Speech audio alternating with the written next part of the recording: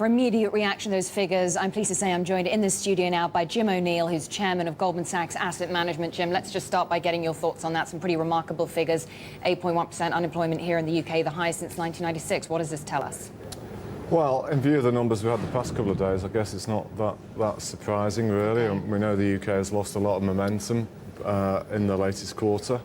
It sounds as though it's at the worst end, so it's obviously more bad news for the UK in the near term. Do you think if it's at the worst end, that then have we reached a sort of bottom, as it were? Could things start to pick up later this year or next year? It's tough to tell with the UK data how much of it is still entirely homegrown, so to speak. We also have obviously evidence of some slowing elsewhere. The real story globally the past fortnight, the data has been better than people thought. And yet the UK numbers appear to be the weakest, which tends to suggest it's got something to do with things going on internally in the UK. And if that were the case, to be honest, if I were a policymaker, I'd be a little bit troubled by it. Really? So, because we hear the policymakers and the politicians saying, listen, we've got, and you'd expect them to say this, wouldn't you? It's a global crisis. Yeah. Conditions are tough out there. We have a debt crisis in Europe. Another recession over in the US, if it happened, would have a big impact here as well. You're saying, hang on a minute, it's more about what's going on. Well, if you just go on all the evidence as it comes through, the US, if anything, has accelerated in Q3. Quite possibly 2.5% growth, certainly above 2. Job claims, in contrast to this, continue to drop. Unemployment's been stable. Germany reported another drop in unemployment. So, yes, of course, the UK authorities are going to say that.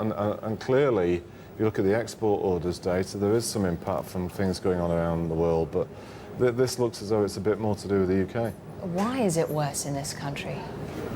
It might be because of the impact of the fiscal tightening is really now coming home to roost, and that on top of the ongoing strain on the UK banks to both want and find places to lend safely. You know, the two things together might be causing weakness. I have to say, this is something I certainly hadn't envisaged a few months ago, but I think there's an element of uncertainty about it all as well, to be honest.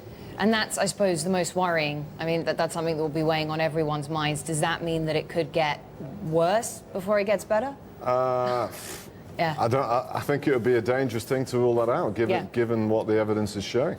I mean, I have to say, with unemployment, you know, we kept hearing that, or at least from the government, that, you know, when they laid off a lot of workers in the public sector, we're hearing that the private sector would essentially soak that up, pick up the slack. Is there any evidence that that's happening? That had been the case. What is so interesting about this data, or I've not even seen it, but what it sounds like, for much of the last 12 months and the period before, as we're coming out of the real mess of '09, the private sector was employing a lot of people, and so it wasn't an unreasonable line to assume.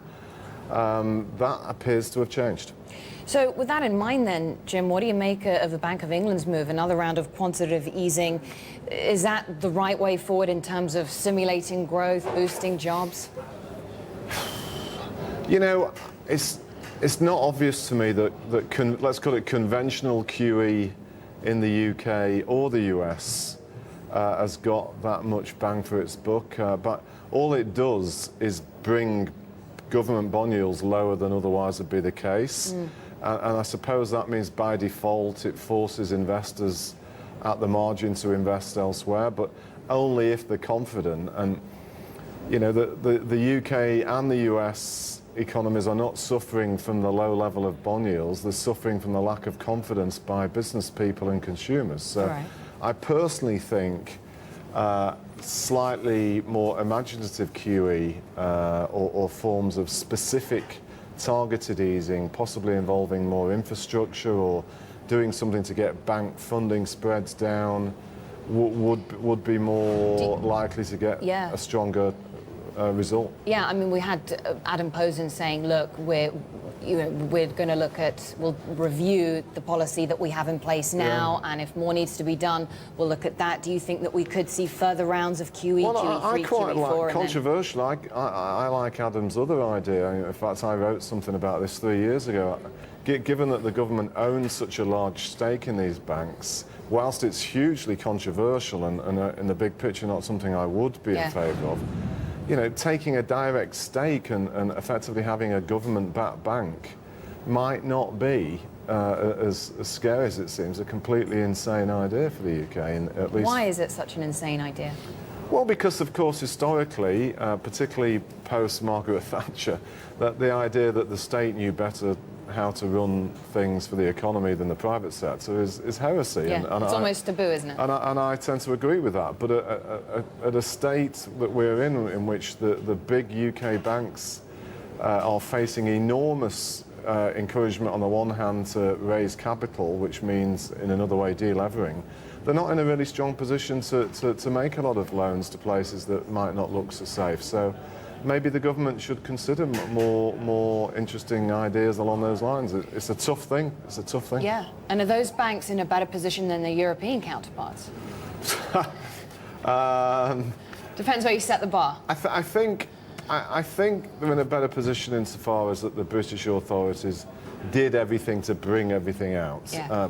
Part of the problem on the continent still is that there's constant second guessing between investors and what the real underlying position of many banks are, and with the sovereign debt problem in the middle of it all, we need greater clarity and certainty there.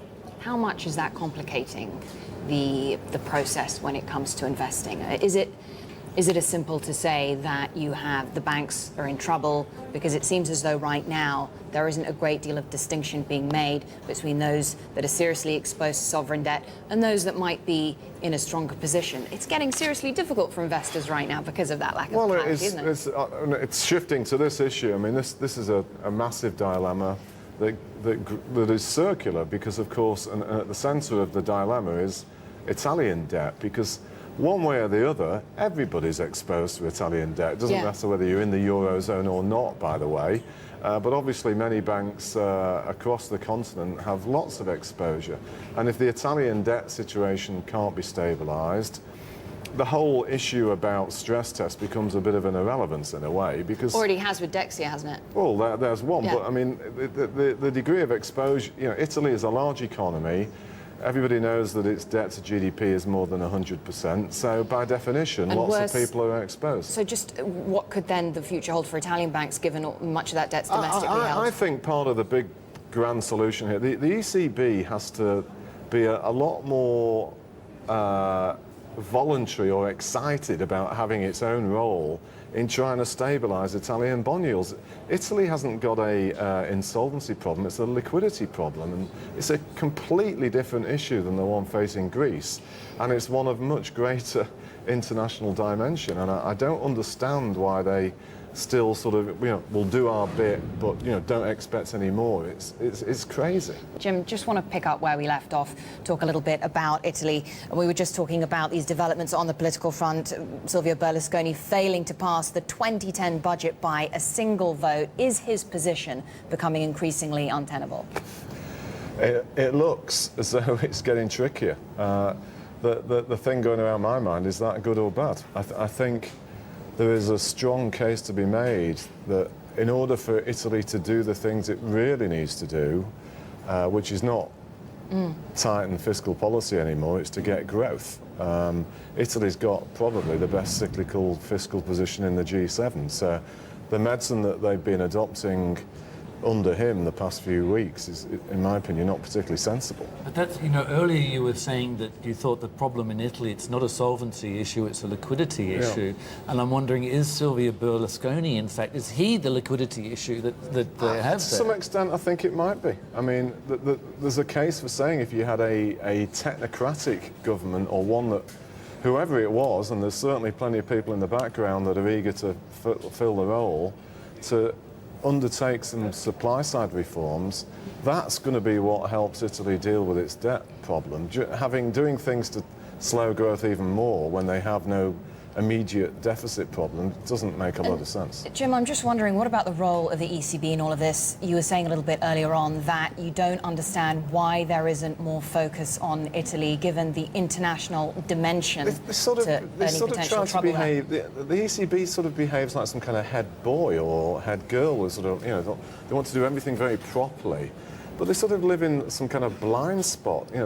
There's one thing to be an independent central bank, but to not play your role in an eager, embracing way. The way that the Bank of England has done, the way the Fed does. Do they see that as being their role, though? Take the Swiss National Bank. Swiss National Bank doing something really much more controversial than what the ECB's been doing, and yet they're doing it, they use the phrase unlimited. And surprise, surprise, it's been successful. ECB said, well, you can have this little bit, but don't expect any more. So this is the base problem with the ECB, though, is the fact that it's not the lender of last resort. Well, why can't it be? Exactly. Okay, well, I mean, but just a quick one on where you see things going, Jim, because ECB is going to end up doing more again. They will have to be, because does. their role will have to evolve into being ultimately the last backstop mechanism, as opposed to the EFSF. If necessary, yeah. Jim O'Neill, thanks very much. Yeah, Chairman of Goldman Sachs Asset Management.